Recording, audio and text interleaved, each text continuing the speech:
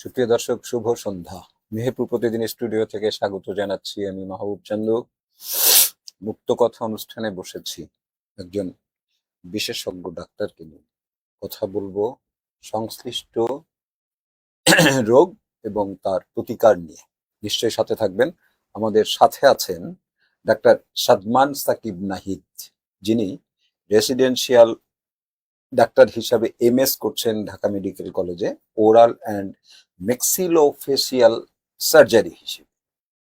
উনি oral and dental surgeon. এই সংশ্লিষ্ট যে সমস্ত সমস্যাগুলা রোগীরা আপনারা ভোগ করে থাকেন তার প্রতিকার নিয়ে এই ডাক্তারের সাথে আলাপ করবো। আমরা চেষ্টা করছি এই চিকিৎসা ক্ষেত্রে অন্তত বিশেষজ্ঞ ডাক্তারদের নিয়ে মাঝে মধ্যেই বসায় সেই রোগ সংক্রান্ত বিষয় নিয়ে যদি আপনারা সেখান থেকে কোনো ধরনের কোনো টিপস পান, কোনো সাজেশন পান, হয়তো আপনারা উপকৃত হবেন। কোথায় ডাক্তারটাকে নির্ধারণ করবেন, কোন জায়গায় চিকিৎসাটা নেবেন, এই সামগ্রিক বিষয় নিয়ে কথা বলবো। ডাক্তার সাদমান সাকিব নাহিদ, আপনাকে স্বাগত জানাচ্ছি মেহেরপুর প্রতিদিন স্টুডিও। জি, আপনাকেও ধন্যবাদ। কেমন আছেন ভাই? জি, আলহামদুলিল্লাহ ভালো আছি। আমরা আসলেই বিশেষায়িত বিভিন্ন ডাক্তারদের আসলে পেতে চাই, সেই ক্ষেত্রে আপনাকে পেয়েছি। প্রথমেই আপনাকে ধন্যবাদ জানাচ্ছি, একই সাথে মেহেরপুর প্রতিদিনের পক্ষ থেকে আপনার প্রতি কৃতজ্ঞতাও জ্ঞাপন করছি যে আপনি আমাদের স্টুডিওতে এসে কথা বলবেন। এই জন্য আমি আলোচনাটা যদি আসলে এইভাবে শুরু করি যে আপনি তো মূলত এই ম্যাক্সিলোফেসিয়াল সার্জারি হিসাবে আপনি রেসিডেন্ট ডাক্তার ঢাকা মেডিকেল। তো এই যে আপনার ডিপার্টমেন্টে যে পরিমাণ রোগী আপনার এই ডিপার্টমেন্টে, সেই রোগের ব্যাখ্যাগুলো আপনি দেবেন, যেগুলা অনেকে হয়তো এখনো বুঝতে পারছে না যে আসলে আমার এই রোগটা হচ্ছে বা হয়েছে, আমি আসলে কোন ডাক্তারের কাছে ট্রিটমেন্টটা নেব। সেই ক্ষেত্রে লক্ষণগুলা, আপনি যতগুলা লক্ষণ আছে আপনি একটু বলার চেষ্টা করবেন যে এই এই লক্ষণগুলা মূলত এই ডাক্তারের শরণাপন্ন আপনাদেরকে হতে হবে। আলোচনাটা যদি আসলে শুরু করি, কিভাবে আসলে এরা চিহ্নিত করবে রোগটাকে, কি কি লক্ষণ থাকলে তারা মানে বলবে যে সংশ্লিষ্ট ডাক্তার আপনারা? আলোচনাটা যদি এখান থেকে শুরু করি। থ্যাংক ইউ মাহবুব ভাই আপনাকে। আসলে আমি একটু শুরু থেকেই শুরু করতে চাই। যেমন আমাদের এখন স্পেশালিটি হচ্ছে আমরা ওরাল অ্যান্ড ম্যাক্সিলোফেসিয়াল সার্জারি, এইটা হচ্ছে আমাদের স্পেশালিটি। কিন্তু আমাদের শুরুটা হয় হচ্ছে ডেন্টাল সার্জারি থেকে। আচ্ছা, আমরা পড়াশোনা করছি ঢাকা ডেন্টাল কলেজ, মানে বিডিএস, এবং এখানে যেটা শুরু হয় সেটা হচ্ছে দাঁত ও মুখ। এই থেকে আসলে প্রতিটা রোগী শুরু হয় এবং সেটারই একটা সময় বড় আকার ধারণ করে সেটা মুখে ক্যান্সার বা মুখ বা ফেসিয়াল স্ট্রাকচার ভেঙে যাওয়া, মুখের ভিতরে সিস্ট, টিউমার, এগুলো বড় আকার ধারণ করে। কিন্তু শুরুটা হয় আসলে মুখ ও দাঁত দিয়ে। আচ্ছা, তো আমরা আসলে যেটা শুরুতে দর্শকদের জন্য বলতে চাই সেটা হচ্ছে কোনো রোগী কিন্তু খুব বড় আকারে শুরু হয় না, শুরু হয় হচ্ছে খুব ছোট আকারে। এবং সেটা আমাদের যে সাবজেক্ট, এই সাবজেক্টে যেসব বড় বড় রোগ আছে সেগুলো কিন্তু মুখ ও দাঁতের ছোট ছোট সমস্যা থেকে শুরু হয়, এরপরে সেটা একটা সময় খুব বড় আকার ধারণ করে। তো আমার দর্শকদের কাছে যেটা বলার সেটা হচ্ছে আমরা প্রথমে মুখ ও দাঁতের যত্ন কিভাবে নিতে হয়, কি করলে আমাদের মুখ এবং দাঁতের যে স্বাস্থ্য সেটা ভালো থাকবে, সেটা আসলে একটু দর্শকদের জানা উচিত। সেটা হচ্ছে একদম শুরু থেকে আমি শুরু করি। জি, সেটা হচ্ছে প্রথমত কিন্তু মুখের আপনি যতগুলো রোগী বলেন, যেমন শুরুতে কিন্তু সেটা সামান্য একটা রোগ, যেমন ডেন্টাল ক্যাভিটি বা ক্যারিজ আমরা যেটা বলি, সেটা থেকে শুরু হয়।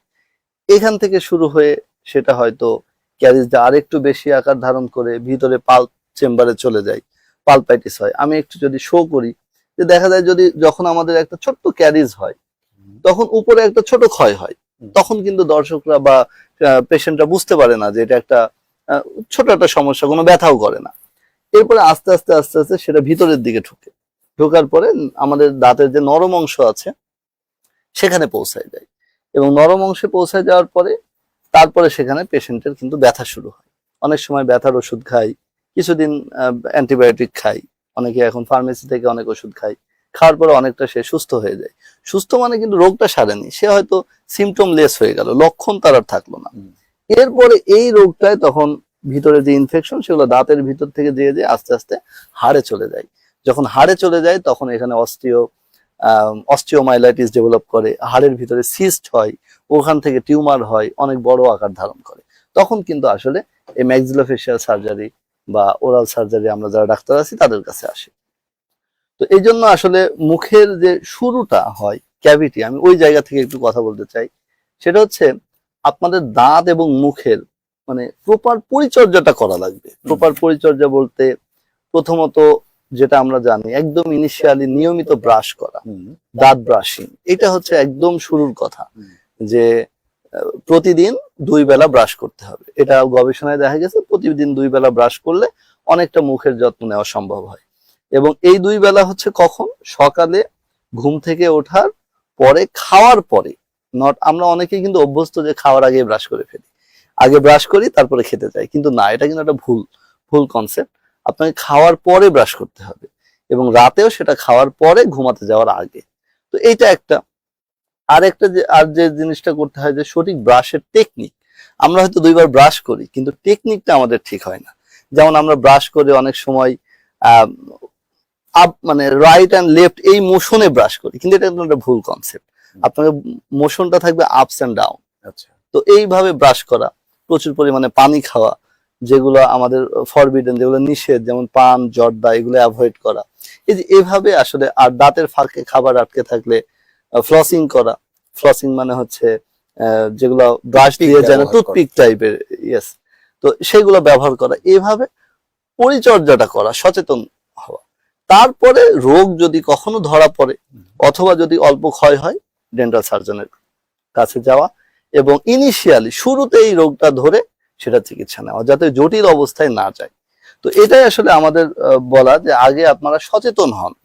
সচেতনতার আসলে অভাব থেকেই কিন্তু এই বড় আকারগুলো ধারণ করে। তো এভাবে আর কি, প্রথমে সচেতন, তারপরে আপনি বলছিলেন যে আসলে যখন এই ধরনের মুখে দাঁতের এই সমস্যাটা হয় তখন হয়তো আমরা গিয়ে ডিসপেন্সারিতে বলেই ওষুধ নিয়ে জি চলে জি জি আসছি। এখন ডিসপেন্সারি থেকে যে ওষুধ নিয়ে যখন চলে আসলাম, ওইটা যখন খেলাম তখন তো আসলে আমার কিছুটা তো নিরাময় হয়ে গেল। জি তখন আমি নিজেই তখন নিজেকে ডাক্তারি করছি যে তাহলে খুব বেশি কোনো সমস্যা হয় না। সমস্যা হয় ডাক্তারের না। কাছে তো জি যেতে জি হলো না, জি ডিসপেন্সারি থেকে এই ওষুধটা খেয়ে সেরে গেল। আমি এটা বলছি এ কারণে যে কি পরিমাণ ইগনোর করলে কখন জি এটা জি আসলে একটা সিভিয়ার পজিশনে যাবে। আমি তো আক্রান্ত হলাম, জি জি জি এটা ডাক্তারের কাছে না গিয়ে ওই ওষুধ খেতে খেতে তো, এটা আপনি বলছেন হয়তো অসুখটা নিরাময় হলো না, সে ওই সময়টাকে সিমটমলেস, লক্ষণ সিমটমটা মুক্ত লেস হলো। হলো, তাই না? জি তাহলে ডাক্তারের শরণাপন্ন তো সাথে সাথে সে হচ্ছে না, কিন্তু অসুখটা কিন্তু থেকে যাচ্ছে থেকে বা যাচ্ছে বেড়ে বা যাচ্ছে। বেড়ে যাচ্ছে। এইটা এর কি কোন স্টেজ তৈরি হতে পারে, যে ফার্স্ট স্টেজ, সেকেন্ড স্টেজ, জি থার্ড জি জি স্টেজ, যদি এই ব্যাপারে একটু আচ্ছা, ব্যাখ্যা করেন। এটা এটা হচ্ছে মানে বিভিন্ন রোগের ক্ষেত্রে। প্রথমে আমি তো প্রথমেই একটা কথা বললাম যে কোনো রোগী কিন্তু হঠাৎ করে অনেক বড় আকার ধারণ করে না। জেনারেলি সেটা অনেকদিন ছোট আকারে থাকে, জি। পরে আস্তে আস্তে আস্তে আস্তে অনেক বড় আকার ধারণ করে। তো এটা আসলে ডিপেন্ড করে যে আপনার কি ছোট আকারটা কি ছিল। যেমন একটা ছোট্ট উদাহরণ দিয়ে, একটু আগে আমি যেটা বললাম যে যদি ছোট আকারটা থাকে ক্যারিজ, ডেন্টাল ক্যারিজ বা দাঁতে ক্ষয়, আমরা যেটা জানি, সবাই এটা সম্পর্কে অবগত। তো এখান থেকে কিন্তু পরে হয় পালপাইটিস, মানে আমরা যেটা বললাম দাঁতের যে নরম অংশ, মাংস দাঁতের ভিতরে যেটা থাকে, সেখানে ইনফেকশন হয়। তারপরে যদি মানুষ ব্যথার ওষুধ খায় জি।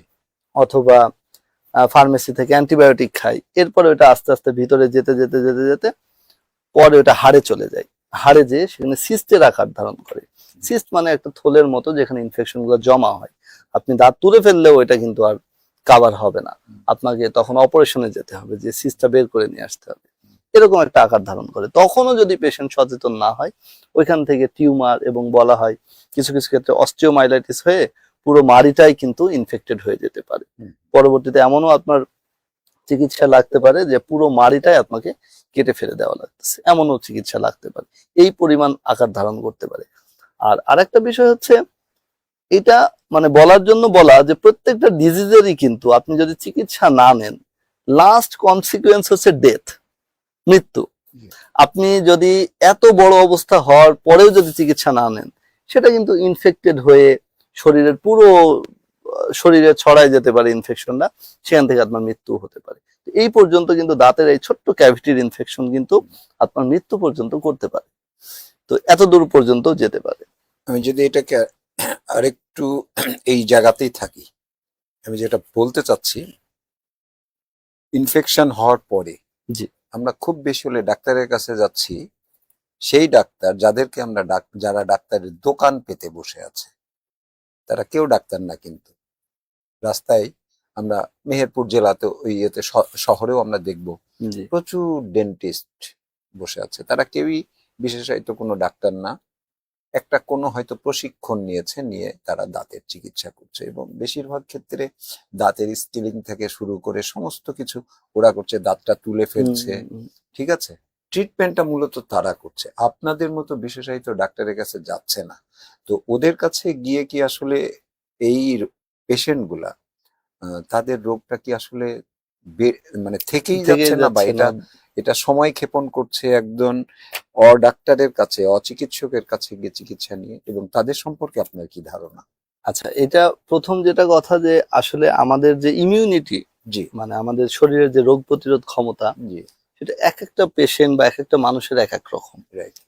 বাট আপনি যেটা বললেন যে যাদের কাছে যে চিকিৎসা নিচ্ছে, এরা যদি সঠিক চিকিৎসা দানে ব্যর্থ হয় বা সঠিক চিকিৎসাটা যদি পেশেন্ট না পায়, তার কিন্তু ওই রোগটার যে কনসিকুয়েন্স বা আমরা যেটাকে বলি পরিণতি, আলটিমেটলি কিন্তু একটা ভয়াবহ পরিণতি তার আশায় লাগে। কিন্তু সেটা কোন সময় যাচ্ছে বা কোন সময়ে আসবে, সেইটা ডিপেন্ড করে তার রোগ প্রতিরোধ ক্ষমতার উপর। আমি একটা উদাহরণ দিয়ে বলি আপনাকে, যে ধরেন আমার রোগ প্রতিরোধ ক্ষমতা অনেক বেশি মনে করেন, তাহলে আমি একটা জায়গায় চিকিৎসা নিলাম, চিকিৎসাটা হয়তো পরিপূর্ণ সঠিক হলো না, সেক্ষেত্রে আমার রোগ প্রতিরোধ ক্ষমতা যেহেতু বেশি, হয়তো আমি অনেকদিন সুস্থ থাকতেছি, 2 বছর 4 বছর 5 বছর সুস্থ থাকতেছি, কিন্তু 5 বছর পরে কিন্তু এটা বড় আকার ধারণ করে আবার আমি মানে পেশেন্ট হয়ে যাচ্ছি, এবং তখন আমাকে হচ্ছে কোনো একটা বিশেষায়িত ডক্টর, ওরাল ম্যাক্সিলোফেসিয়াল সার্জারির কোনো ডক্টরের কাছে যাওয়া লাগছে।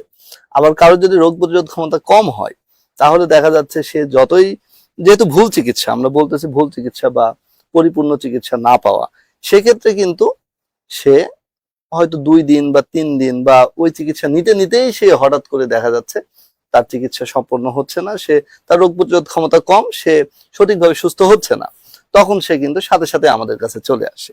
তো এইটা আসলে ডিপেন্ড করে, বাট টু বি অনেস্ট, এটা কোনো না কোনো সময় কিন্তু আশায় লাগে।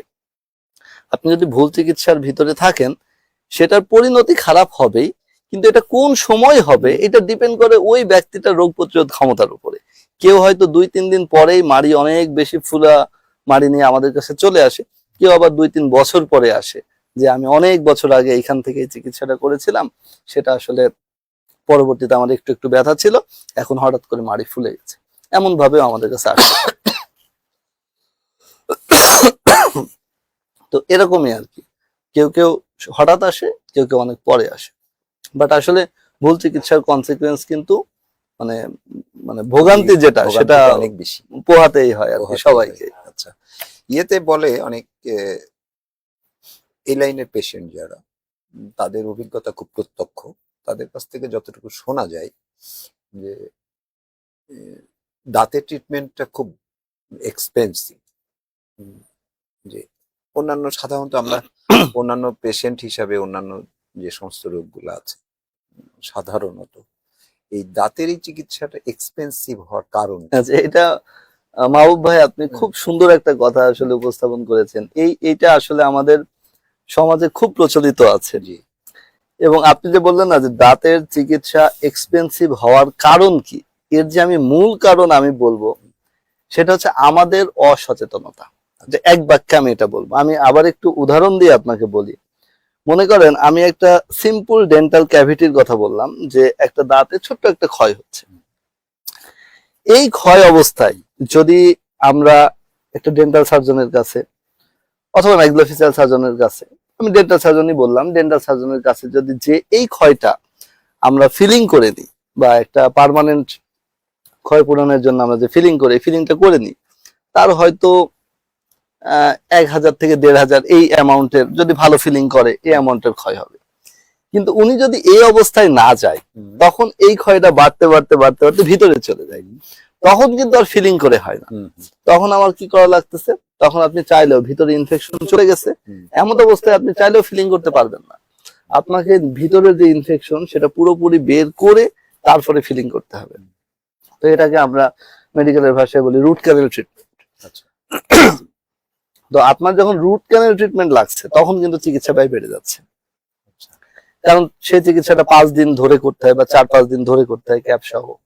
আবার অনেক ম্যাটেরিয়ালস বেশি লাগে, মেডিসিন বেশি খাওয়া লাগে, অ্যান্টিবায়োটিক অনেক ক্ষেত্রে খাওয়া লাগে। তো এই ক্ষেত্রে কিন্তু চিকিৎসা ব্যয় বেড়ে গেল। তো কেন বাড়লো? এটা কিন্তু আমাদের অসচেতনতার কারণে বাড়লো। আমি আরেকটু আগাই, যদি এমত অবস্থায়ও আপনি চিকিৎসা না নেন তাহলে কি হবে?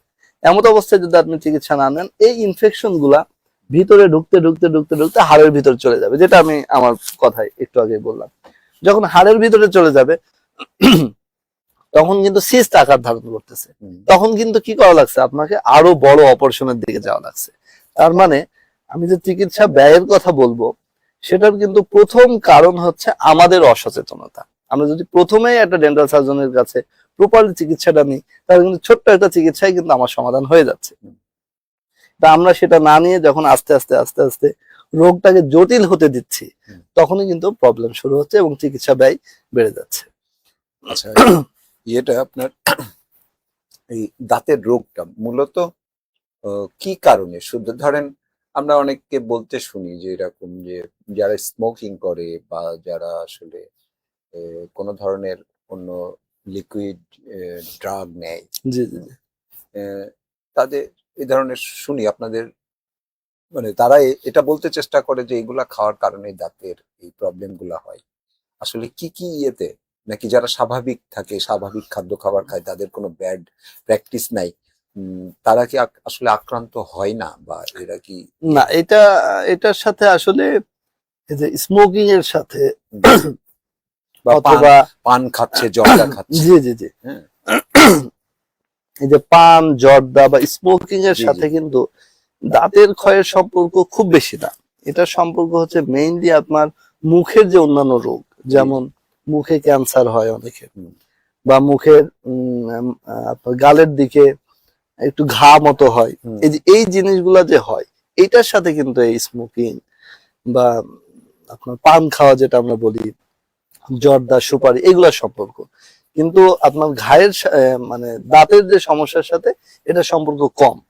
দাঁতের সমস্যার সাথে যেটা মেইনলি মানে সম্পর্ক যুক্ত, সেটা হচ্ছে আপনার আমরা যে নিয়মিত খাবার খাই এবং খাবার খাওয়ার পরে যে ব্রাশ করি, এই ব্রাশটা যদি আমরা না করি, খাদ্য কণা অনেক সময় হয় কি দাঁতের উপরে বা দুই দাঁতের মাঝখানে লেগে থাকে, এবং এটা ব্রাশের মাধ্যমে যদি না যায়, ওখানে ওটা পচন ধরে, পচন ধরে এখানে ব্যাকটেরিয়া আক্রমণ হয়, এই ব্যাকটেরিয়াই পরবর্তীতে দাঁতের ক্ষয় করে। তো এটা আসলে দাঁত এবং মুখ এটা একটু আলাদা। আপনি যদি দাঁতের ক্ষয়ের কথা বলেন, তাহলে এটার মেইন কারণ স্মোকিং বা পান, জর্দা, সুপারি এগুলো না। বাট আপনি যদি মুখের ঘা, ক্যান্সার, টিউমার এই ধরনের জিনিসের কথা বলেন, সেটা কিন্তু অবভিয়াসলি মানে পান, সুপারি, জর্দা এবং স্মোকিং এর কারণে হয়ে থাকে। জি। এই বিশেষায়িত ডাক্তার একটা জেলা সদরে বা একটা উপজেলা লেভেলে খুব বেশি থাকে না। সেক্ষেত্রে আপনাকে যদি আমি সরাসরি জিজ্ঞাসা করি, আপনি কতটুকু বলবেন আমি জানি না, এই যে আমি যে সমস্ত দাঁতের দোকানের কথা বলছি, এরা দীর্ঘদিন ধরে এরা তো পেশেন্ট পাচ্ছে, না হলে ওরা আছে কেন? জি জি। তাই না? একটা জেলা সদরে একটা মেইন রোডে, তারা সবকটাই মেইন রোডে, কিন্তু মেইন রোডে তারা এভাবে একটা জায়গা নিয়ে তারা এই প্র্যাকটিসটা করছে। তো এদের কাছে তো প্রচুর পেশেন্ট যাচ্ছে, জি। তাই না?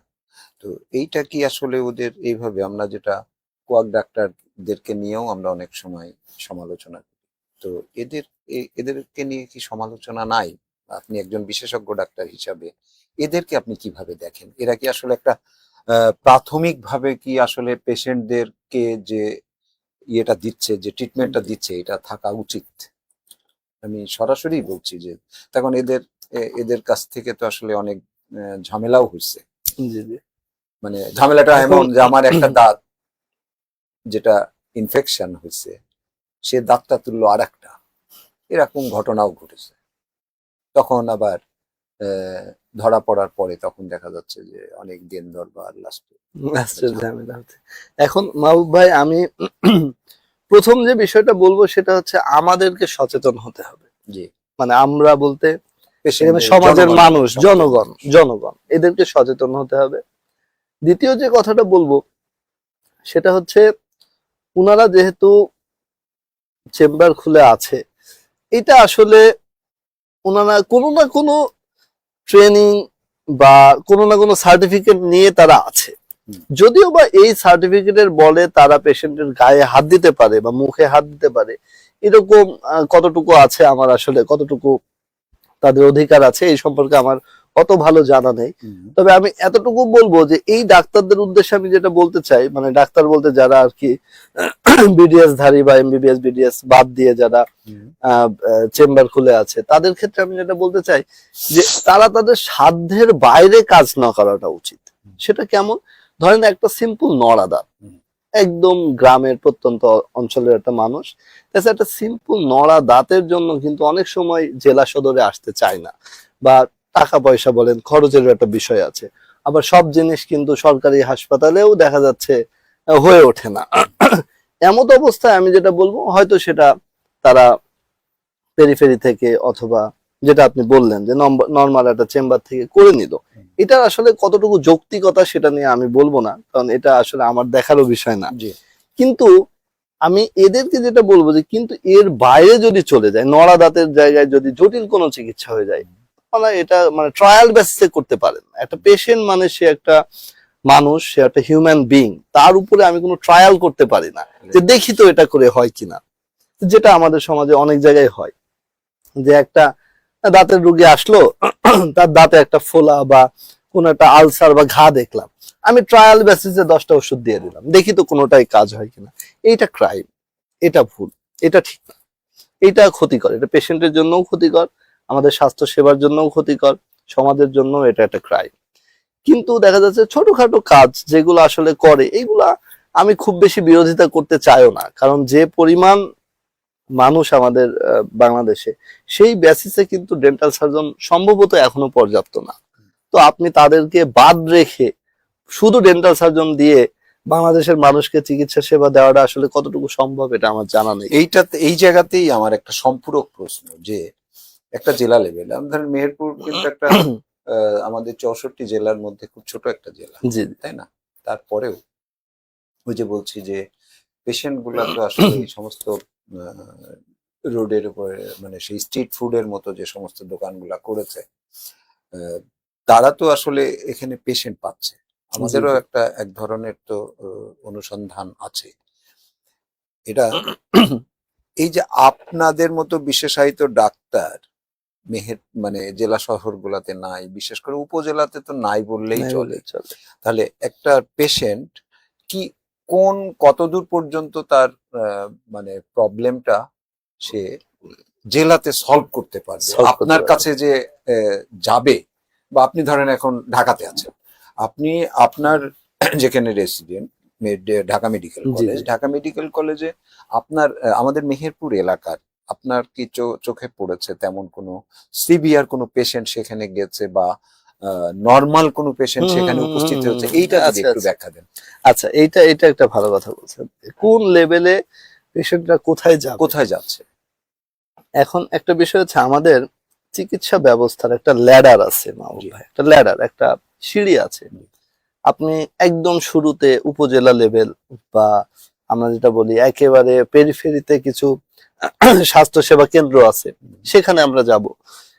এরপরে যদি আমি মনে করি, বা আমি না আসলে ওইখানে স্বাস্থ্য সেবার জন্য যে ওইখানে নিযুক্ত আছে, সে যদি মনে করে যে এটা আসলে এখানে পসিবল না, এটা উপজেলাতে যাওয়া লাগবে, সে সেটা রেফার করে উপজেলাতে পাঠাবে। উপজেলা থেকে যদি মনে করে যে না, এটা আমার এখানে উপজেলা লেভেলে সম্ভব না, সেটা জেলা লেভেলে পাঠাবে। তারপরে আস্তে আস্তে আস্তে আস্তে এভাবে ল্যাডার আছে। কিন্তু আমাদের যেটা প্রবলেম হয় সেটা হচ্ছে আমরা এই ল্যাডারটা মেনটেন করি না, স্পেশালি যারা প্রাইভেট প্র্যাকটিস করে। এবং তাদের ক্ষেত্রে যেটা হয়, অনেক ক্ষেত্রে আমরা মনে করি যে না এইটা তো সম্ভব, এটা তো এখানেই সম্ভব, এখানে করে দিলাম। কিন্তু দেখেন, আমি যে আপনাকে একটু আগে বললাম যে আমি এখানে হয়তো অনেক চিকিৎসা দিতে পারি। এখানে সিম্পল ফিলিং, রুট ক্যানেল, পুজ হলে সেটা ড্রেন, সিস্টের অপারেশনও করতে পারি। কিন্তু একটা ক্যান্সার চিকিৎসা কি এই মেহেরপুরে সম্ভব? সম্ভব। কারণ ক্যান্সার চিকিৎসার জন্য সেখানে সার্জিক্যালি ক্যান্সারটাকে রিমুভ করা লাগে, আপনার হচ্ছে রেডিওথেরাপি, কেমোথেরাপি, অনেক কিছু দেওয়া লাগে। এগুলো কিন্তু এই মেহেরপুরে সম্ভব না। তাহলে এমত অবস্থায় কিন্তু আমরাই রেফার করে দিই যে আপনি ঢাকাতে চলে যান। যদি এখন রেফার করি, জেনারেলি এইগুলো রেফার করি আমরা ঢাকাতে সরকারি যে হাসপাতালগুলো আছে সেখানে রেফার করে দিই। তবে এখানে একটু অ্যাড করি, কিছু কাজ আমরা এখানেই করে ফেলতে পারি। যে মনে করেন যে একটা পেশেন্টের ওরাল ক্যান্সারের একটা পেশেন্ট, অনেকদিন ধরে তার ঘা আছে, 2-3 বছর ধরে সে হয়তো চিকিৎসা নেয়নি, এখন ঘাটা বেড়ে গেছে, এখন সে চিকিৎসা নিতে চাচ্ছে। এমত অবস্থায় আমরা যেটা করি, ক্যান্সারের ডায়াগনোসিসে প্রথমে আমরা একটু মাংস কেটে বায়োপসি করা লাগে। এই কাজটুকু দেখা যাচ্ছে আমি মেহেরপুরে করে দিচ্ছি। এটার জন্য তার ওই বিভাগীয় পর্যায়ে বা আপনার ঢাকা সিটিতে যাওয়ার প্রয়োজন নেই। এটা আমি এখানে মেহেরপুরে হয়তো তার ছোট মাংস নিয়ে বায়োপসি করে দিচ্ছি। বায়োপসির পরে যদি দেখি যে তার ক্যান্সার, তখন আমরা রেফার করে দিচ্ছি। তো আসলে বিভিন্ন রোগের ক্ষেত্রে বিভিন্ন। তবে এই যে আপনি যেটা বললেন যে কোন লেভেলে পেশেন্ট কোথায় যাবে, এটা কিন্তু পেশেন্ট বুঝবে না, কারণ সে তো অবগত না, তার রোগের কনসিকুয়েন্স কতদূর গেছে সে কিন্তু জানে না। আমি জানি সেটা, বা অ্যাজ এ ডক্টর বা যারা ফিজিশিয়ান আছে তারা জানে। তো এটা আমাদের উচিত রেফার করে দেওয়া। আমি এই কারণে আপনাকে প্রথমে বললাম যে প্রথমত হচ্ছে পেশেন্টরা বা আম জনতা সচেতন হবে। দ্বিতীয় যেটা, সেটা হচ্ছে আমি আপনাকে যেটা মেনশন করছি, যে এটা আমাদের উচিত, মানে স্বাস্থ্য সেবার সাথে যারা জড়িত আছে তাদের উচিত যে এই জিনিসটা বোঝা, যে আমি কতটুকু পারি। কয়জন রেফার করে এইটা আমাদের ঘাটতি, এইটা আমাদের ব্যর্থতা বলেন বা আমাদের দুর্বলতা এই জায়গাটাই, যে আমরা রেফার করি না অনেক ক্ষেত্রে। তো আপনি তো ঢাকাতে থাকলেও মেহেরপুরে তো চেম্বার করেন। জি জি, সিঙ্গাপুর ক্লিনিক এন্ড ডায়াগনস্টিক সেন্টারে বসেন আপনি। এখানে মেহেরপুরের কি টাইপের পেশেন্ট আপনার চোখে পড়েছে তেমন যদি? আচ্ছা, এখানে সিঙ্গাপুর ক্লিনিক এন্ড ডায়াগনস্টিক আমি মেইনলি যেটা ম্যাক্সিলোফেশিয়াল রিলেটেড সেবাই দিয়ে থাকি মেইনলি। তো এখানে আমি কিছু পেশেন্ট পেয়েছি, যেমন হয়তো কোনো জায়গায়, যেটা আমি প্রথমে আলোচনা করলাম, যে কোনো জায়গা থেকে চিকিৎসা নিয়েছে কিন্তু চিকিৎসাটা পরিপূর্ণ হয়নি। হয়তো পেশেন্টের গাল এবং চোখের নিচে টিচে ফুলে অনেক বড় আকার ধারণ করছে। সে অবস্থায় আমার কাছে আসছে, আমি তার পাস পুজ যদি থাকে সেগুলো ড্রেন করে দিয়েছি, এবং সেগুলো মোটামুটি পেশেন্ট তারপর রুট ক্যানেল করে অনেক ভাবে তাকে স্টেবল করা হয়েছে। আর কিছু পেশেন্ট আমি পাই যেটা হচ্ছে ওরাল ক্যান্সারের পেশেন্ট, যে অনেক দিন ধরে মুখে ঘা হচ্ছে, এবং এই ঘাটা সে হোমিওপ্যাথি চিকিৎসা নিয়েছে, অ্যালোপ্যাথি অনেক অ্যান্টিবায়োটিক খেয়েছে, বিভিন্ন ডাক্তারের কাছে গিয়েছে। ডাক্তার বলতে বেশিরভাগ ক্ষেত্রে ওনারা ওই যে আপনি যেটা বললেন, যারা নন মেডিকেল পার্সন বা নন ডক্টর তাদের কাছে যায়, যে তারা হচ্ছে অ্যান্টিবায়োটিক দেয়, অনেক কিছু দেয়, কিন্তু সারে নাই, 2 বছরেও সারে নাই, এমন অবস্থায় আসছে। তো সেক্ষেত্রে আমরা যেটা করি, স্পেশালি আমি যেটা করি, বায়োপসিটা এখানে নিয়ে আমি তাকে কনফার্ম হয়ে আগে যে এই রোগটা কি রোগ, যদি কনফার্ম হয়ে দেখি যে এটা ক্যান্সার, তাহলে সেই রোগীকে আমরা রেফার করে দিই। অনেক সময় আমি চেষ্টা করি ঢাকা মেডিকেল কলেজে রেফার করার, কারণ এখানে আমি আছি। তবে এই মেডিকেল কলেজগুলোতে আসলে সিট অ্যাভেলেবিলিটির ভিত্তিতে কিন্তু ভর্তি হওয়া লাগে। অনেক সময় দেখা যাচ্ছে সিট পর্যাপ্ত থাকে না, সেক্ষেত্রে হয়তো অন্য মেডিকেলে রেফার করি। সোহরাওয়ার্দী আছে, ঢাকা ডেন্টাল কলেজ আছে, এগুলোতে রেফার করে দিই। তো এই জটিল রোগ হিসাবে আমি বেশিরভাগই যেটা পেয়েছি সেটা হচ্ছে স্পেস ইনফেকশন, মানে অনেক বেশি ঘা, বা এটা ঘা বলবো না, এটাকে পুজ বলবো আর কি, বা ইনফেকশন পুরো মুখে ছড়ায় গেছে, এই রোগ পেয়েছি। আর কিছু রোগী আসে যেটা হচ্ছে অ্যাক্সিডেন্টাল রোগী, এটা খুব বেশি পাওয়া যায়। হঠাৎ করে মনে করেন বাইক অ্যাক্সিডেন্ট করলো, অথবা আমাদের যে অনেক যানবাহন আছে যেগুলোতে অ্যাক্সিডেন্ট করে অনেক সময়, বেশিরভাগ ক্ষেত্রে কিন্তু হাত পা ভাঙে, সাথে কিন্তু মুখটা ভেঙে যায়। এবং এটা আমি একটু স্পেসিফিক্যালি বলতে চাই, সেটা হচ্ছে অনেকে এটা প্রথমে অর্থোপেডিকের কাছে চলে যায়, অ্যাকচুয়ালি মানে শরীরের মুখ বাদ দিয়ে। এই জন্য আমাদের বলা হয় ম্যাক্সিলোফেশিয়াল সার্জারি। মুখের যে স্ট্রাকচার আছে, এই স্ট্রাকচার যদি ভেঙে যায়, এইটার অপারেশন করবে কিন্তু ম্যাক্সিলোফেশিয়াল সার্জন। আর যদি মুখের স্ট্রাকচার বাদ দিয়ে শরীরের আর কোনো স্ট্রাকচার হয়, মাথার থেকে নিচের দিকে যত স্ট্রাকচার আছে, সেইগুলোর ক্ষেত্রে কিন্তু বেশিরভাগ ক্ষেত্রে অর্থোপেডিক অথচ আমাদের সাধারণ ধারণা মানে কোনো হ্যাঁ ভাঙচুর হলে অর্থোপেডিকের কাছে চলে যায়। অর্থোপেডিকের এবং এটা কিন্তু অনেক হয়, আমি এটা পাই। সেটা হচ্ছে হয়তো মুখ ভেঙে গেছে, প্রথমে অর্থোপেডিক সার্জনের কাছে চলে গেছে, তো অর্থোপেডিক সার্জন ওনারা তো জানে যে এটা ম্যাক্সিলোফেসিয়াল সার্জন করবে, ওনারা রেফার করে দেয় যে আপনি ওখানে চলে যান, ওখানে হয়তো আপনার সমাধান হবে। এই ধরনের রোগী আমি বেশ কয়েকটা পেয়েছি। আচ্ছা, টুথপেস্ট নিয়ে দাঁতের সুরক্ষার প্রশ্নে আমরা আমাদের গণমাধ্যমে বিশেষ করে টেলিভিশনে প্রচুর অ্যাড দেখি, জি সেখানে সবচেয়ে এগিয়ে থাকে সেন্সোডাইন। জি তো এখন সেন্সোডাইন তো একটা উপাদান, জি, তাই তো, মানে পেস্ট একটা ব্র্যান্ড আর কি। কিন্তু সেটা একটা নামই, পেস্টের একটা নামই হয়েছে এখন। এই যে আমি যেটা জানতে চাচ্ছি যে যেভাবে এই অ্যাডভার্টাইজ গুলা হয়, এটা কতটুকু আপনার দাঁতের সুরক্ষার জন্য পেস্ট আসলে কতটুকু ভূমিকা রাখে? কতটুকু না, এটা একটা খুবই চমৎকার একটা কথা বলেছেন মাহবুব ভাই। সেটা হচ্ছে পেস্টের ভূমিকা আছে, এটা মানে স্বীকার করতে হবে, কারণ পেস্টের ভিতরে কিছু এলিমেন্ট আছে যেগুলো আসলে ওনারা দেয়, সেটা হচ্ছে ফ্লোরাইড থাকে, জি, যেটা আমাদের দাঁতের জন্য খুবই জরুরি। এছাড়াও কিছু এলিমেন্ট থাকে যেটা দাঁতের জন্য জরুরি, কিন্তু পেস্টের চেয়ে ইম্পর্টেন্ট হচ্ছে মেকানিক্যাল ক্লিনিং, আমরা যেটাকে বলি যে আপনি কতটুকু পরিষ্কার করতেছেন। মানে বিষয়টা এইভাবে ব্যাখ্যা করা যায় যে আপনি খুব ভালো পেস্ট দিয়ে ব্রাশ করতেন, মনে করেন আপনি বিশ্বের 1 নম্বর ব্র্যান্ডের একটা মানে পেস্ট দিয়ে আপনি ব্রাশ করতেছেন, কিন্তু আপনার ব্রাশিং টেকনিকটা ঠিক নেই, আপনার ওই পেস্ট ভূমিকা রাখবে না, আপনার প্রবলেম হবে। কিন্তু আপনি একটা হয়তো ওই লেভেলের চেয়ে একটু কম লেভেলের ফ্লোরাইড যুক্ত যে পেস্টগুলো আমরা সাজেস্ট করি সেগুলো দিয়ে আপনি ব্রাশ করতেছেন, কিন্তু সঠিক নিয়মে ব্রাশ করতেছেন, সেটা কিন্তু আপনার এই মুখের যত্নের জন্য অনেক ভূমিকা রাখবে। এখানে ইম্পর্টেন্ট বিষয় হচ্ছে আপনার টেকনিকটা ঠিক আছে কিনা।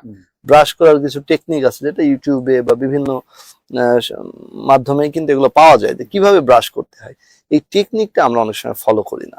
ব্রাশের মূল কাজটা কি? মূলত ভিতরে দাঁতের ফাঁকে যে খাদ্য সেটাকে বের করা, সেটা বের করে দেওয়া, এবং অন্য কোনো কাজ না, এইটাই মেইন কাজ। অনেক সময় আমরা জিহ্বা ক্লিনিং এর জন্য কিছু জি জি ব্রাশ আছে যেগুলো আছে জিহ্বার উপরেও কিন্তু খাবারের একটা লেয়ার পড়ে যায়, তো সেই ক্ষেত্রে ওটাও ক্লিনিং করে।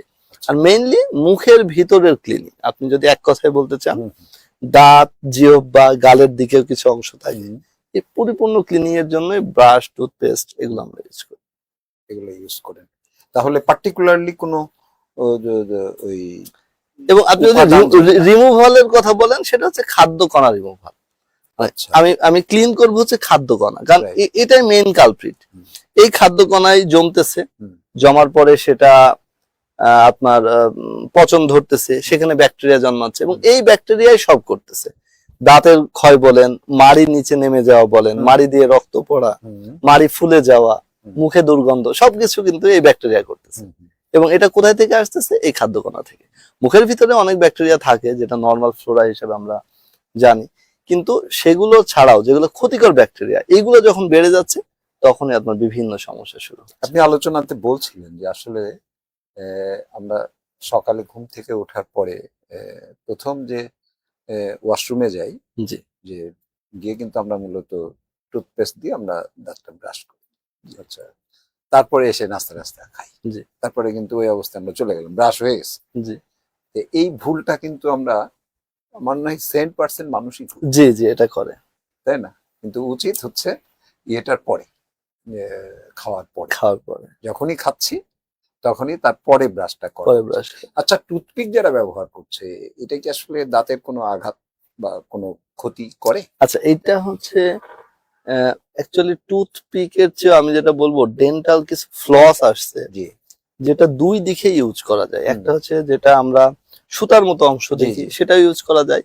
আবার অপোজিট সাইডে দেখবেন যে কিছু কাঠির মতো বাঁকানো অংশ থাকে, এই অংশটা আসলে অনেক সময় মাড়ির যে স্ট্রাকচার সেটার সাথে ভিত্তি করেই বানানো।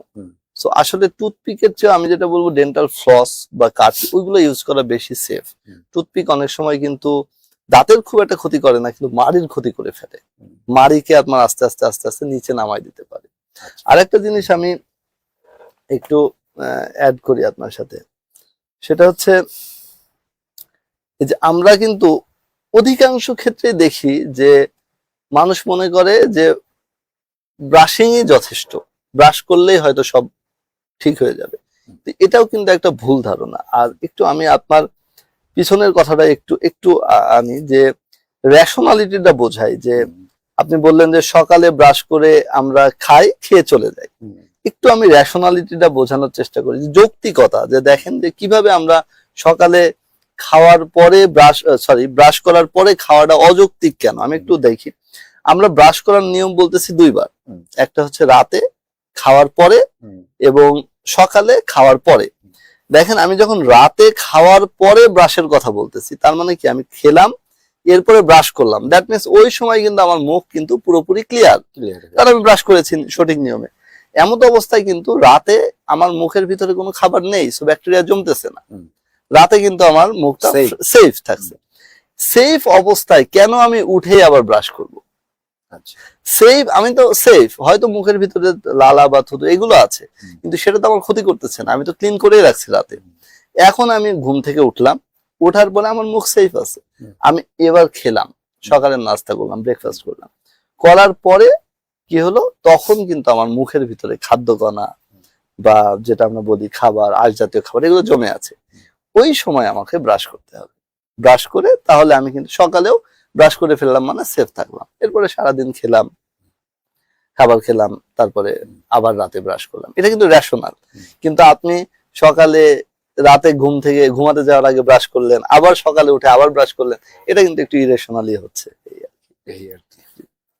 ইয়েতে দাঁতের ধরেন দাঁত দুইটা তুলে ফেলতে হচ্ছে বা একটা তুলে ফেলতে হচ্ছে, এই দাঁতটা যখন আমরা রিপ্লেস করি, আর্টিফিশিয়াল দাঁত যখন আমরা লাগাচ্ছি, এইটার পরিচর্যাটা যদি বলেন যে এই এই দাঁতটার পরিচর্যা, আর্টিফিশিয়াল দাঁতের পরিচর্যা নরমাল দাঁতের পরিচর্যা প্রিটি মাচ সিমিলার, একই। আচ্ছা, তবে এইটা ডিপেন্ড করে আপনি কি ধরনের দাঁত লাগাচ্ছেন। কিছু দাঁত আছে যেগুলা ফিক্সড, মানে ওইটা আপনার খোলাপাড়া করা লাগবে না, একদম ফিক্সড। সেই সকল ক্ষেত্রে আপনার এক্সট্রা কোনো পরিচর্যার দরকার নেই। আপনি নরমাল দাঁত যেভাবে পরিচর্যা করেন, আর্টিফিশিয়াল দাঁত সেই একইভাবে পরিচর্যা করবেন। কিন্তু যেগুলা খোলাপাড়া দাঁত, কিছু দাঁত আছে যেগুলা আমরা বেশিরভাগ ক্ষেত্রে বয়স্ক পেশেন্টের ক্ষেত্রে ইউজ করি, যে খুলে আবার লাগানো যায়, এই ধরনের দাঁতগুলা নিয়ম হচ্ছে প্রতিদিন একবার করে খুলে ভালো করে পানি দিয়ে ধুয়ে বা সাবান বা এরকম ওয়াশ করা যায়, এরকম ডিটারজেন্ট দিয়ে ভালো করে পরিষ্কার করে আবার মুখে পড়া, এটা প্রতিদিনই মানে আপনার ওয়াশ করতে হবে। তা না হলে ওই ডেঞ্চার, আমরা ডেঞ্চার বলি, ডেঞ্চারের ভিতরে কিন্তু খাদ্যকণা জমে থাকতে পারে, ওখান থেকে আবার সেই ব্যাকটেরিয়া, আবার ইনফেকশন, আবার অন্যান্য সমস্যা। কোনটাকে সাজেস্ট করছেন, খোলাটা না ফিক্সড? এইটা ডিপেন্ড করে, এটা ডিপেন্ড করে যদি অনেক বয়স্ক পেশেন্ট হয় বা ফিক্সড করার মতো অবস্থা না থাকে পেশেন্টের, সেক্ষেত্রে আমরা আলগা দাঁত লাগাই। তবে বেশিরভাগ ক্ষেত্রে এখন অনেক আধুনিক চিকিৎসা চলে আসছে, ফিক্স দাঁত অনেকভাবে লাগানো যায়, ব্রিজ করা যায়, ইমপ্ল্যান্ট করা যায়, মানে কোনো সাপোর্ট ছাড়াই হাড়ের ভিতরে আমরা দাঁত লাগাই দিই, ইমপ্ল্যান্ট যেটাকে বলে, এরকম করা যায়। অনেক আধুনিক চিকিৎসা চলে আসছে, যদিও বা সেগুলো অনেক ব্যয়বহুল। এই জন্য দুইটা বিষয়ের উপর ডিপেন্ড করে, একটা হচ্ছে আপনার ওখানে মানে কোন ধরনের দাঁত লাগানোর উপযোগী, এইটা একটা বিষয়, আর হচ্ছে পেশেন্ট চয়েস, পেশেন্ট কি চাচ্ছে, এই দুইটার উপর ভিত্তি করে আসলে আমরা সিদ্ধান্ত নেই যে কোন ধরনের দাঁত লাগানো উচিত। ইয়েতে আমি একটা আমার নিজের ঘটনা বলি। আমি কোন একটা সময় অস্ট্রেলিয়াতে ছিলাম। অস্ট্রেলিয়াতে আমার হঠাৎ করে একটা ইয়েতে দাঁতে প্রবলেম হলো, তো আমি ডাক্তারের কাছে গেলাম। ডাক্তারের কাছে যাওয়ার পরে ডাক্তার আমাকে 7 দিনের ওষুধ দিলেন। ওষুধ দেওয়ার পরে 7 দিন ওষুধ খেলাম, মোটামুটি আমি প্রায় সুস্থ হয়ে গেলাম। 7 দিন পরে দেখা করতে বললেন, আমি 7 দিন পরে গেলাম। 7 দিন পরে গিয়ে উনি আর একবার ওষুধ দিলেন, যে ওষুধ দিয়েছিলেন কমিয়ে আর একটা ওষুধ দিলেন, বললে আপনি আবার 7 দিন পরে আসবেন। এবার আমি 7 দিন পরে, দ্যাট মিনস 15 দিনের সময় আমি যখন গেলাম, তখন ডাক্তারকে আমি আসলে জিজ্ঞাসা করলাম, ডাক্তার আমার আসলে কি হয়েছিল? তখন ডাক্তার বলছে যে তোমার এই যে মাড়ির দাঁত, এই মাড়ির দাঁতটা তোমার একটু বাইরে চেপে উঠছিল। বাইরে চেপে ওঠার কারণে বাইরে তো না, এই যে এই ভিতরের অংশে চেপে উঠছে, চেপে উঠছে, যার কারণে এটা ইনফেকশন হচ্ছিল। যার কারণে এটাকে এই ট্রিটমেন্ট দিয়ে ঠিক করা এটা কি তুলে ফেলছিল দাঁতটা? না। শোনেন যে তখন এই কথা হুম বললাম যে দাঁতটা যদি তার চরিত্রগত কারণে যত যেভাবে উঠেছে, তাহলে তুমি আজকে আমাকে যেটা ট্রিটমেন্ট করে আমার এটা সারালা, হুম এটা ইনফেকশনটা সারালা, হুম তো তাহলে তো সে তো ওখানেই থাকলো, সে তো আমাকে তাহলে ভবিষ্যতেও জ্বালাবে। হুম হুম আমি ডাক্তারকে প্রশ্ন করলাম ভালো কোশ্চেন করেছেন। যে তুমি যেটা বললা, তাহলে তো এটা তো ওখানেই থাকলো, তুমি তার এটা না যে তুমি ওইটাকে আমাদের সরাই দিলা, তাই না? হুম, ওটা ওখানেই থাকলো, তুমি যেটা সমস্যা হয়েছিল সমস্যাটা সমাধান করেছো সমাধান মাত্র, করলাম। তাহলে সে সাময়িক তো সেটা। আমাকে আবারও জ্বালাবে। বললো কারেক্ট। সে আমাকে বলছে তুমি খুব বুদ্ধিমান, এটা কিন্তু করবে, এ কিন্তু তোমাকে মাঝে মধ্যে পরবর্তীতে জ্বালাবে। জ্বালাবে। তখন আমি বললাম যে তাহলে এটার পার্মানেন্ট পার্মানেন্ট সলিউশন, সলিউশন কি? ঠিক আছে? ও বললো ওই দাঁতটা খুব বেশি কোনো কাজ নেই, এই দাঁতটা তুলে ফেলতে হবে। আমাকে সরাসরি বলে দিল এই দাঁতটা তুলে ফেলাই ভালো, তার কারণ তোমাকে মাঝে মধ্যে এইভাবে জ্বালাবে। জ্বালাবে। আমি চিন্তা করলাম যে আসলে ওই বাংলাদেশে গিয়ে দোকানদারদের কাছে যদি আমি আসলে এটা তুলি, তখন তো আমি যখন ছিলাম তখন আমাদের এই দাঁতের চিকিৎসা নিয়ে এদেশে অনেক উপাখ্যান তৈরি হয়ে গেছে, জি ঠিক জি আছে? তো যাই হোক, আমি তাহলে বললাম ডাক্তার তাহলে আমার দাঁতটা তুলে দাও। বলে এখনই তুলবা তুমি? আলো দেখ, ঠিক আছে। বললো তুমি খুব সাহসী। দিয়ে এক জেন্টস এক লেডিস, দুই ডাক্তার। সেই দিনকেই আমি শুয়ে পড়লাম ওর ওটিতে, দিয়ে আমাকে ডাক্তার ইয়েটা সার্জারিটা করে সার্জারি করে দিল। ঠিক আছে। এবং সার্জারিটা করার পরে আমি যেটা দেখলাম আমার অভিজ্ঞতা থেকে পরবর্তীতে, যে এখান থেকে যখন দাঁতটা তুলে নিল, এই যে এই জায়গাটা হা হয়ে থাকলো, তাই না, এরা এমন ভাবে এটা টেনে এটা যে স্টিচ করলো, আমার ওই জায়গাটা দাঁতের চেয়ে শক্ত, শক্ত হয়ে গেছে। ওই জায়গাটা দাঁতের চেয়ে শক্ত।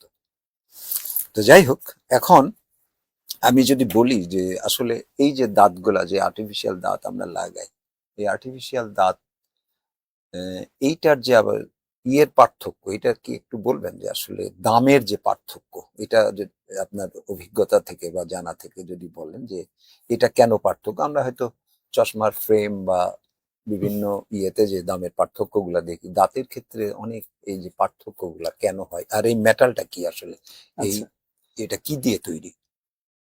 আচ্ছা, আপনার দাঁতের যে পার্থক্য বা লাগানোর ক্ষেত্রে যে দামের পার্থক্য, সেটা আমি একটু টুকে রাখলাম, আমি আসছি। তার আগে আপনার ওই যে আপনি বাঁকা দাঁতের কথা বললেন, এইটা একটু আসলে একটু সবার জানা উচিত, আমি এটা নিয়ে একটু কথা বলি। বলেন।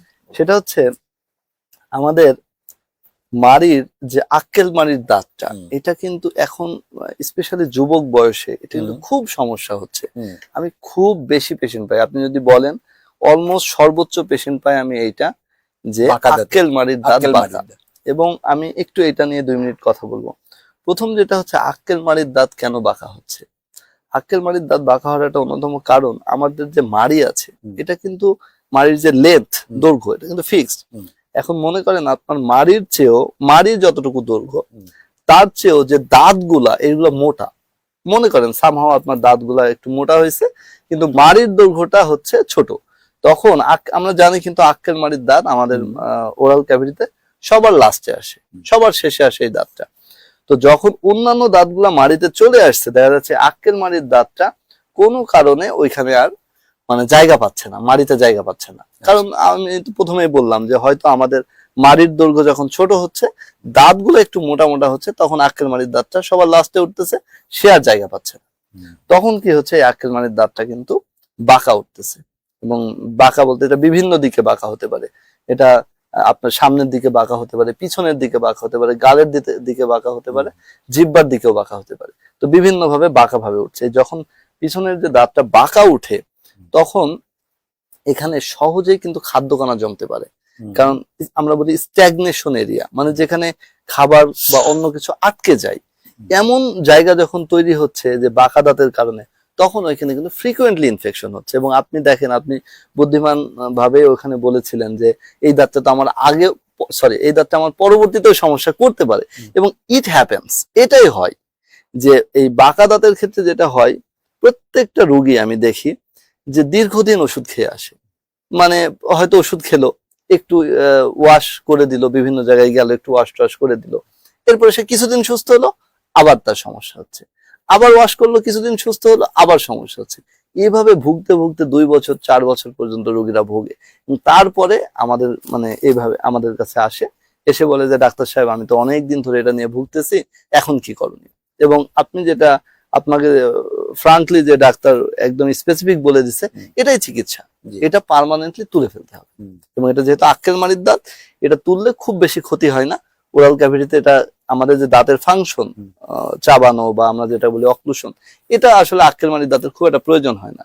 এই জন্য এটা চিকিৎসা হচ্ছে তুলে ফেলা, সলিউশন তুলে ফেলা। এবং আমি তো আসলে এটা চিকিৎসাটা তো আমি নিজে নিয়েছি। জি জি জি ঠিক আছে, উনি খুব আমি খুব মানে তিনাকে যখন বলেই ফেললাম যে তুমি তো আমার দাঁতের কিছু করো নাই, তাহলে এ তো আমাকে জ্বালাবে, আবার জ্বালাবে। জি আবার জি জি জ্বালাবে। এটাই অনেক পেশেন্ট হ্যাঁ। বোঝে না, মনে করে ওষুধ খাইলাম আপাতত সুস্থ হয়ে গেছি, বাস সে ভুলে এবং যায়। আমি সেই দিনকে অপারেশনটা করি। জি জি জি এটাই আমার এটাই। মনে এবং আছে আমি যে 2 জন ডাক্তার আমার এই অপারেশনটা 20 থেকে 25 মিনিট করেছে। এই জি জি operation। অনেক অনেক ক্ষেত্রে এটা আরো বেশি লাগে, 1 ঘন্টাও লাগে, 1.5 ঘন্টা পর্যন্ত লাগে। এবং অনেক আমার ক্ষেত্রে। সবচেয়ে অবাক লাগলো যে আমি দেখলাম পরবর্তীতে যে দাঁতটা তুলে ফেলার পরে তার ওই জায়গাটা এমন করে সেই স্টিচ করলো, জি জি হ্যাঁ, জি জি যে আমার ওই জায়গাতে কোনো খাবারের আর চাপ জমানো পড়লেও, সম্ভাবনা সুযোগ নেই। যেমন নাই, জি, জি। ওই জায়গায় আমার কোনো হাড় পড়লেও লাগে না, লাগে না, ব্যথা লাগে না। না ব্যথা এটাই লাগে না। আমরা সার্জারি করলে ওটা পরিপূর্ণ সমাধান হয়ে জি। যায়, আর কখনো ওটা ফিরে আসে আমাদের না। এই অনুষ্ঠান আজকে অনেকে দেখছেন, হ্যাঁ, আমি তাদের নামগুলাই শুধু বলবো। আর রাফি দেখছেন, MS ইমন আমার প্রকাশক উনি দেখছেন, পান্না দেখছেন, ইয়াদুল মমিন আমার সম্পাদক সেও দেখছেন, আচ্ছা সবই ঘরে ঘরে। তারপরে কে দেখছেন, আবু সাইদ প্রথম আলোর সাংবাদিক, তারপরে আছে সাইম মিয়া, এটা কে আছে, শাহজাদ কনক, শাহনাজ কনক, সরি, শাহনাজ কনক সহ আপনারা যারা আমাদের এই অনুষ্ঠান দেখছেন, এই অনুষ্ঠানের পক্ষ থেকে, মেহেরপুর প্রতিদিনের পক্ষ থেকে আপনাদেরকে শুভেচ্ছা এবং অভিনন্দন জানাচ্ছি। সামনে নিশ্চয়ই আমাদের এই বিশেষায়িত যে সমস্ত অনুষ্ঠানগুলো হবে আপনারা সেগুলা লক্ষ্য রাখবেন, কোনো প্রশ্ন থাকলে করবেন, আমাদের অতিথি সেই প্রশ্নের উত্তর আমরা জানার চেষ্টা করব আমাদের অতিথির কাছ থেকে।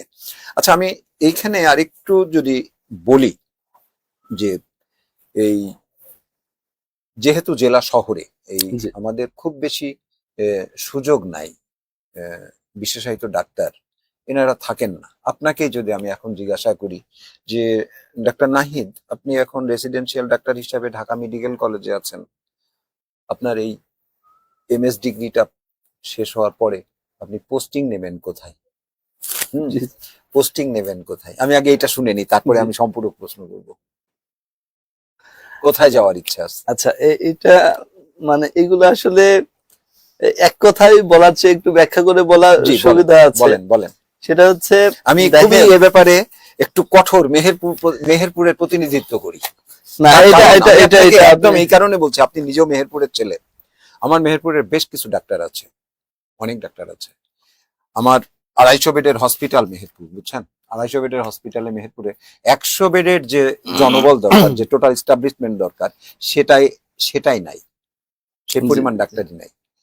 এবং যার কারণে আমরা মেহেরপুরের স্বাস্থ্য খাত নিয়ে আমাদের মাসের মধ্যে বেশ কিছু নিউজ হয়, 7-8টা নিউজ তো হয় স্বাস্থ্য খাত জি, নিয়ে, বুঝছেন।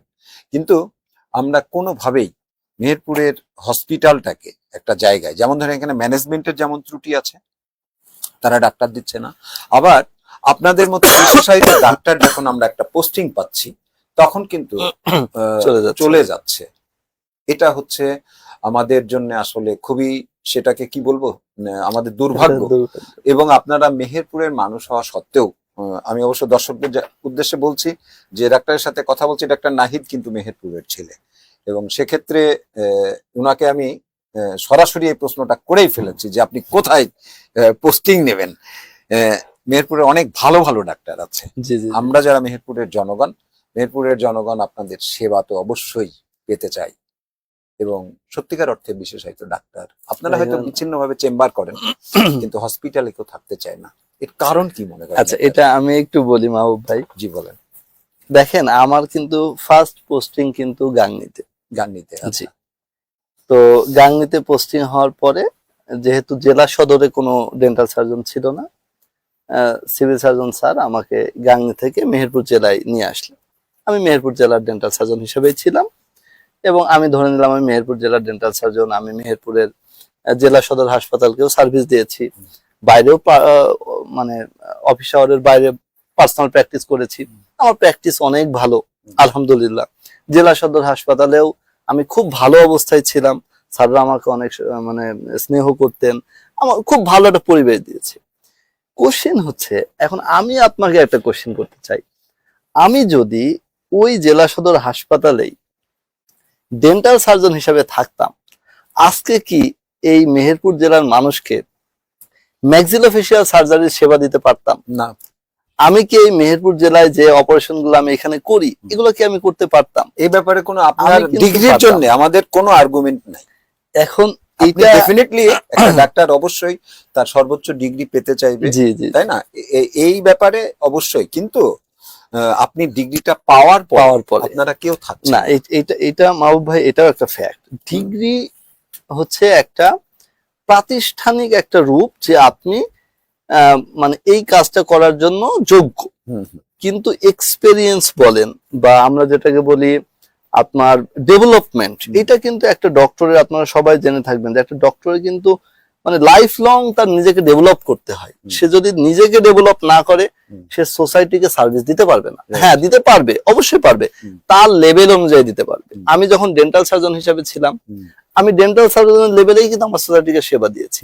আমি ম্যাক্সিলোফেশিয়াল সার্জন যখন হয়ে যাব, আমি এই হিসাবেই সেবা দিব, এবং এর পরবর্তীতে আমি যখন নিজেকে আরো আপগ্রেড করব, আমি তখনই কিন্তু আরো আপগ্রেড যে সেবাগুলো সেগুলো দিতে পারবো। আসলে এইটা একটু কন্ট্রোভার্সিয়াল, তবে আমি মনে করি যে প্রতি জেলায় বা নিজ যে রুট, যেখান থেকে আমার জন্ম, যেখানে আমি বড় হওয়া, যেখানে আমার আত্মীয় স্বজন সবকিছু আছে, সেখান থেকে সেখানে ভুলে যাওয়া উচিত না।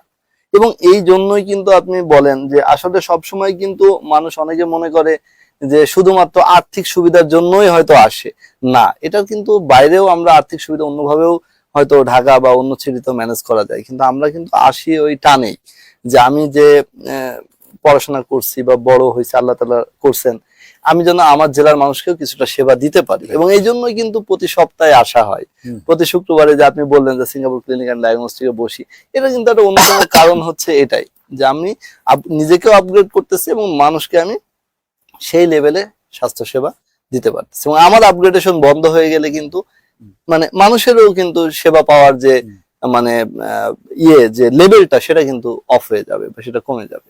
এই জন্য দুইটাই সম্পূরক, দুইটাই দরকার। সোসাইটিকেও সেবা দিতে হবে, আবার নিজেকেও আপগ্রেড করতে হবে, তা না হলে সোসাইটি কিন্তু পরবর্তী সেবাটা পাবে না।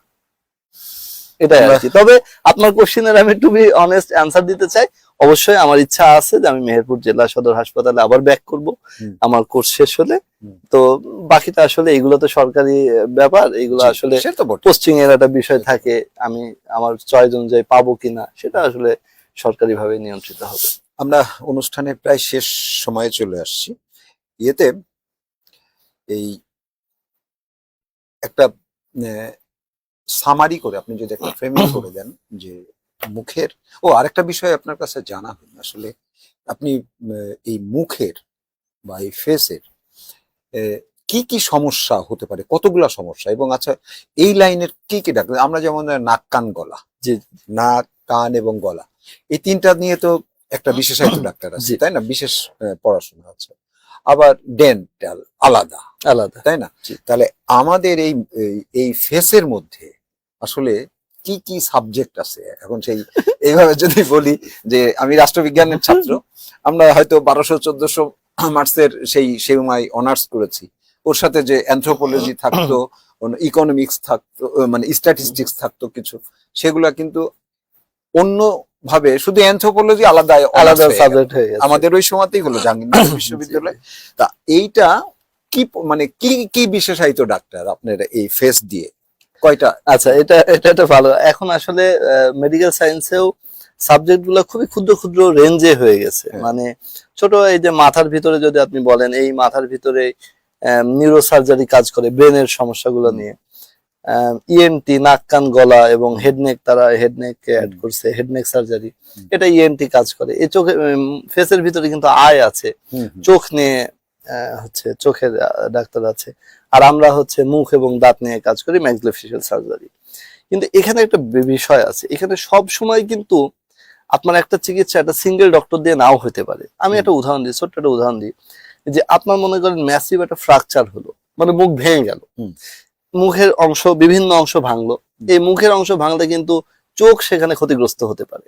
তো আচ্ছা। আমি এই মানুষটা যে একটা অ্যাক্সিডেন্টের কেস, যে হুম। অ্যাক্সিডেন্ট হয়ে আমার কাছে আসলো, তার সমাধান কিন্তু আমি একা নাও করতে পারি, কারণ তার আচ্ছা। সমাধানের জন্য আমার চোখ এবং maxillofacial related doctor. Related doctor লাগবে। তো আমরা সেই ক্ষেত্রে কি করবো, সেক্ষেত্রে হয়তো ম্যাক্সিলোফেশিয়াল সার্জন এবং আয়ের যে সার্জন আছে অপথলমোলজিস্ট, এই দুইজন মিলে একসাথে ডিসিশনটা নিতে হবে। হ্যাঁ ডিসিশনটা নিতে হবে। তো এরকম আপনি যেটা কোশ্চেন করলেন যে ফেসের ভিতরে বা মুখ বা মাথার ভিতরে এইরকম, আমাদের ক্ষেত্রে অনেক সময় হয় কি যে ভেঙে গেলে অনেক সময় নিউরোলজিক্যাল প্রবলেম ডেভেলপ করে, সেক্ষেত্রে আবার আমার সাথে নিউরোসার্জনের বা নিউরো মেডিসিনের যে আছে তার সাথে কনসালটেশন করতে হবে। হুম। তো এটা আসলে রিলেটিভ, মানে একে অপরের হেল্প নিয়ে আলটিমেটলি পেশেন্টটার সুস্থতা, হুম। এবং সেখানে তার সুস্থতার জন্য যে যে রিজিয়নের ডাক্তারকে ইনভলভ করা লাগে সেটা করতে হবে। সেটা ইএনটি হতে পারে, আই হতে পারে, নিউরোসার্জারি বা নিউরো মেডিসিন হতে পারে, ইভেন মেডিসিনও হতে পারে, মেডিসিনের ডাক্তারও অ্যাড করা লাগতে পারে। আচ্ছা, জি আমরা সর্বশেষ সময়ে এই লাস্ট কোশ্চেন এটা যে জি আসলে এই যতগুলা সমস্যা দাঁতে হতে পারে, মুখে হতে পারে, এই ক্যাটাগরি নিয়ে আপনি অনেক জি আলাপই করলেন। এই এই লাইনের যারা পেশেন্ট হিসাবে এখন সাফার করছেন, আমরা তাদের রোগ মুক্তি কামনা করছি। তো তাদের উদ্দেশ্যে যদি আপনিও সামারি করে কোনো করণীয় তারা কিভাবে কি করবে, এটা যদি একটু না, কনসাইজ আমি করে বলেন। হ্যাঁ এটা একটা ভালো কথা বলছেন, আমি একটু একটু সামারি করে দিই। সামারিটা হচ্ছে, প্রথম হচ্ছে সচেতনতা এবং মুখ ও দাঁতের পরিচর্যা, এটা হচ্ছে 1 নম্বর কথা। আমি সচেতন হব এবং মুখ ও দাঁতের পরিচর্যা করব। কিভাবে পরিচর্যা করতে হবে সেটা আমি শুরুর দিকে বলেছি, দাঁত ব্রাশ করবে 2 বেলা ইত্যাদি ইত্যাদি। 2 নম্বর যেটা, সেটা হচ্ছে যখন আমার কোনো সমস্যা ইনিশিয়ালি হবে, যেমন হতে পারে যে আমি খাওয়া দাওয়া করতেছি, তা পেয়ারার বিচি আটকায় গেল সাপোজ, বা কোনো খাদ্যকণা আটকায় গেল, আমি বুঝতে পারছি আমার দাঁতের ভিতরে ক্যাভিটি হয়েছে, ইমিডিয়েট ডেন্টাল সার্জনের শরণাপন্ন হও।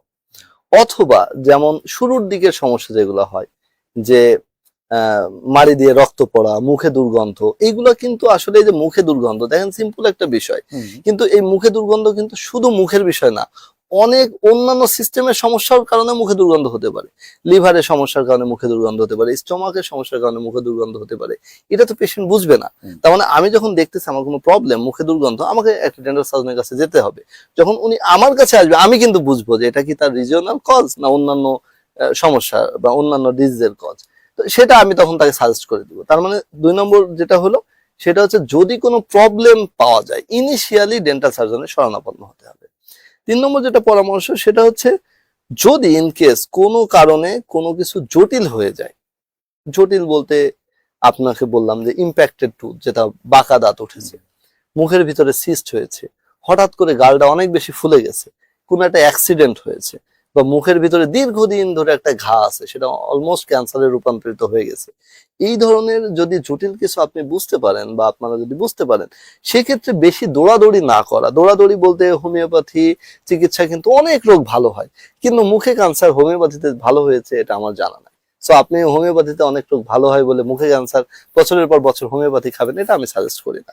বা মুখ অনেক বেশি ফুলে গেছে, পুজ ড্রেন না করে আপনি অন্যান্য জায়গায় মেডিসিন খেয়ে বেড়াচ্ছেন, এইটা না করা। মানে 3 নম্বর ধাপ যেটা, যদি কোনো কিছু বড় আকারে ধারণ করে, সেক্ষেত্রে অবশ্যই বিশেষজ্ঞ ডাক্তারের পরামর্শ নেওয়া। তাকে তো সেই সেই অর্থে তো তাকে টার্সিয়ারি লেভেলের টার্সিয়ারি লেভেলের চিকিৎসা নিতে চিকিৎসা হবে, তাই নাকি? নিতে হবে। জি জি জি, অনেক সময় আমরা পেশেন্ট পাই, বিশ্বাস করেন, যে অনেক মানে হয়তো তার 3 দিন ধরে রক্ত পড়তেছে, হুম, সে বুঝতেছে না, তার হুম। গাল দিয়ে 3 দিন ধরে রক্ত পড়তেছে, একেবারে অ্যানিমিক হয়ে যাওয়ার পরে আমাদের কাছে আসে। হুম, কেন? আপনি যখন রক্ত পড়া বন্ধ হচ্ছে না, that means there is something wrong, একটা প্রবলেম আছে। হুম, তখনই আপনার বিশেষজ্ঞ ডাক্তারের কাছে চলে যাওয়া, right. মানে ঘোরাঘুরি না করা। এই 3টা যদি আপনি মেনে চলেন, আশা করা যায় কোনো রোগ খুব বড় আকারের জটিলতা তৈরি করবে না। সর্বশেষ একটু কথা বলি যে এই যে আপনাকে নিয়ে বসলাম, জি আমরা মেহেরপুর প্রতিদিন পত্রিকা, আপনি জানেন হয়তো যে একমাত্র ডিএফপি ভুক্ত পত্রিকা, জি এটা একটা স্টুডিও বানিয়েছে পত্রিকাটা। এই স্টুডিওতে আমরা মেহেরপুরের বিভিন্ন বিষয় নিয়ে মানুষদেরকে নিয়ে এসে একদম প্রান্তিক লেভেলের লুঙ্গি পরা একজন কৃষক, তাকে নিয়েও আমরা কথা বলি, জি বিষয় ভিত্তিক কথা বলার চেষ্টা করি। আপনাকে নিয়ে যেমন আজকে এই একটা বিষয় নিয়ে কথা বললাম, জি আপনার এই উদ্যোগটাকে কেমন লাগে? আমাদের এইটা দীর্ঘদিন থেকে চলছে, আমরা 7 বছর হয়ে গেল আমরা জেলা লেভেলে এই কাজটা করছি। জি জি জি। ডাক্তারি পড়া মানুষগুলাকে আমরা সাধারণত বলি সবচেয়ে মেধাবী মানুষ, সমাজ সচেতন মানুষ। আমাদের এই কাজটাকে আপনার কেমন লাগে? নিঃসন্দেহে আপনার কাছকে আমি অনেক সাধুবাদ জানাই। হুম। এটা নিঃসন্দেহে একটা মানে সোসাইটির জন্য এই ধরনের কাজ বা এছাড়া সমাজ সেবামূলক কাজ কিছু থাকা উচিত। আর আপনি এই যে আমাকে আমার যে প্রোগ্রামটা বা আমাকে নিয়ে যে কথাগুলো হলো মানে স্পেশালি ডক্টর রিলেটেড, এই ক্ষেত্রে আমি যেটা বলবো আসলে ছোট্ট একটা সচেতনতা কিন্তু বড় একটা প্রবলেমের সমাধান হতে পারে। ছোট্ট একটা সচেতনতা। তো ডাক্তারদের ক্ষেত্রে যেটা মানে করণীয়, আসলে আমার মনে হয় এই ধরনের স্টুডিওতে এসে মানুষকে সচেতন করা উচিত। এটা আসলে মানে আমাদের সার্ভিসেরই একটা অংশ মনে করি আমি। হ্যাঁ, সো এক্ষেত্রে আপনি যে উদ্যোগটা নিয়েছেন প্লাস যে আমাদেরও এই ধরনের এগিয়ে আসা উচিত যাতে মানুষ সচেতন হয়, অনেক রোগ থেকে মানুষ যেন মুক্তি পায়। সেক্ষেত্রে আপনাকে আবারও অতিথি হিসাবে আমন্ত্রণ জানাবো, নিশ্চয়ই আপনাকে আমি পাবো। জি ইনশাল্লাহ আপনি পাবেন। অনেক ধন্যবাদ, জি ভালো থাকবেন। সালাম আলাইকুম। হ্যাঁ, বুঝলাম। দর্শক শুনছিলেন ডাক্তার নাহিদের কথা, হয়তোবা আপনারা এখান থেকে অনেক পরামর্শ পেয়েছেন। ভবিষ্যতে আমরা আবার কোনো বিশেষজ্ঞ ডাক্তার নিয়ে বসবো সেই রোগের করণীয় নির্ধারণ করার জন্য, পরামর্শ নেওয়ার জন্য। ততক্ষণ ভালো থাকবেন, সকলের জন্য শুভকামনা, শুভরাত্রি।